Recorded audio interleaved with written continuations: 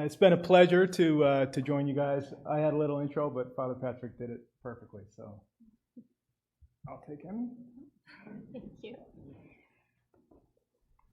Good morning. Good morning. So we've been coming to church here for a couple years now. Kyle and I both grew up Roman Catholic, but little background. By the time I met Kyle, I had actually long since stopped attending Mass or belonging to a church. I maintained my faith in God, but I did so privately, and that was okay for me at the time. But when I met Kyle, he very quickly became an important person in my life, and understanding how important his faith was to him, I wanted to be supportive of that, so I started to attend Mass with him. And we tried a number of churches in the beginning of our relationship, and over the years, I was happy to do this, but to be honest, I always felt like this was something I was doing for Kyle, not really for myself. Then there came a time of difficulty in our life a few years ago, and we had some health and some family issues, and my faith was shaken a bit, and I knew I needed something more. I needed help, guidance, community, hope, and positivity. It was during this time that my friend Susan Slagan TVR, told me about her church, St. Andrew's, and offered that it might be a good place for Kyle and me. And we decided to try a new church yet again, but truthfully not expecting anything different.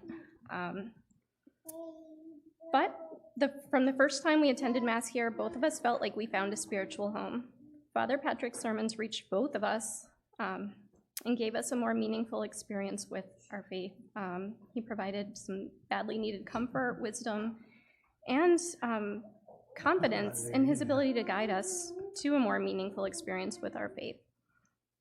The sense of community within this church was and is amazing.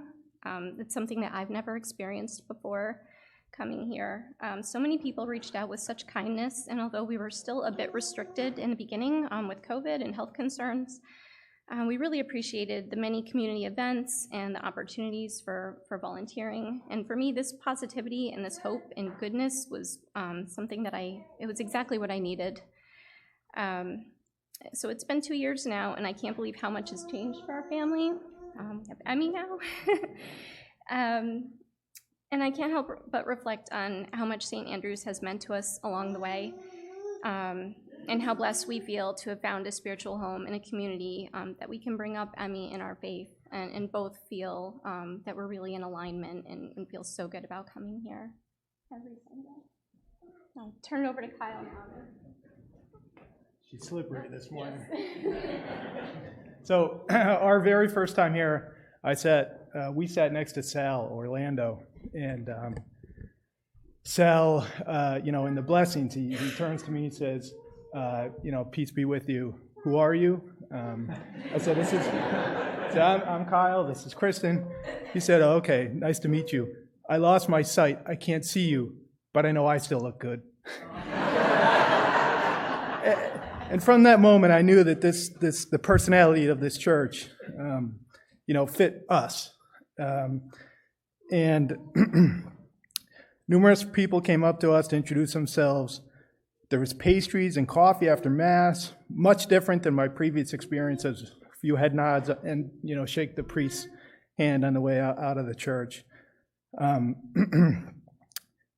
Of course, though, there was Father Patrick. He was a relatable priest with incredible energy. His observations and willingness to address hard topics was, I think, amazing to us. And he made mistakes, which I loved. We don't need to highlight those. That's the next part here. So he actually skipped over the Nicene Creed at one point in the first couple Masses we were, and he was like, "Oh, can I have a redo?" And we went back and did it. And I just love that. And actually, right after he did that, Sal from the back fired Father Patrick. Said, "You're fired." And I've never been part of a church environment that was like a family like that. It was, it was okay. Mistakes are okay. And and Father Patrick really made us feel part of his family and this family before he even knew our names. I really felt that way from the second we sat down and just started listening. And dare I say it, for the first time in my life, church and religion has been fun. It's actually fun. It seemed like every week we kept coming back for the sermons, and they were hitting on what was going on with our life. And it made me deeper in my faith. I started to study my faith and fully embrace faith for the first time ever. I do have a colleague and friend who's a priest at an Anglican church who's now down in Florida. After a few months of coming here, he said to me, "Are you on vestry yet?" That's, and 2 weeks later, Bill Franklin came up to me and asked me to join vestry. I think Bill said, "I've been doing this for 45 years. Can you do it for another 45 years?" So why do we come here? We come here because this is a place where we feel at home. Because this is a place that brings us closer to our faith. Because this is where Emmy was baptized, and that was one of the most special moments of our lives. We come here because this is a place where we don't feel like we need to be perfect.